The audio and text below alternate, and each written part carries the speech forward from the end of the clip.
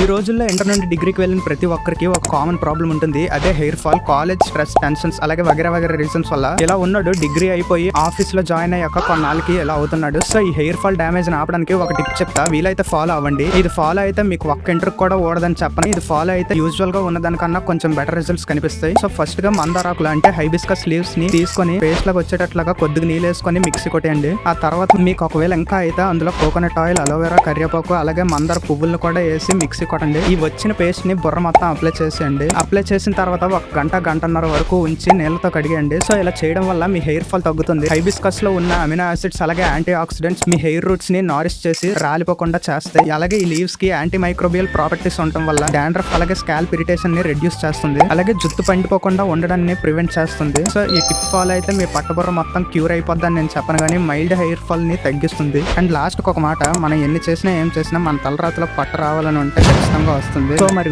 video ఎందుకు చేసారా అంటే